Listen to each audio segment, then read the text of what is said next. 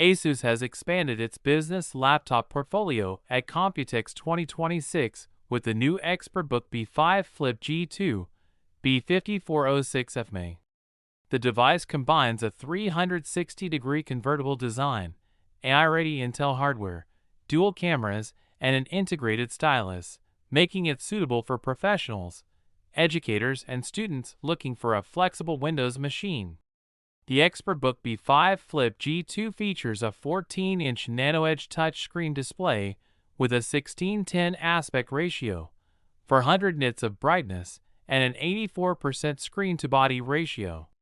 Thanks to its 360-degree hinge, the laptop can switch between laptop, tablet, tint, and display modes. Asus has also included a built-in MPP 2.0 stylus that can be stored inside the chassis. A quick 15-second charge is said to deliver up to 60 minutes of stylus usage. Powering the laptop is up to an Intel Core 7 Series 3 processor paired with Intel graphics, and an NPU capable of delivering up to 18 TOPS for AI-assisted tasks. The device can be configured with up to 32 GB LPDDR5X RAM and up to 1 TB PCIe 4.0 SSD storage. A 63Wh battery with rapid charging support is included to keep the system running through a workday. One of the more unusual additions is the dual camera setup. The laptop includes a 1080p FHD IR front camera for video calls and an optional 5-megapixel world-facing camera that can capture documents and images while using the device in tablet or tent mode. Both cameras feature physical privacy shutters.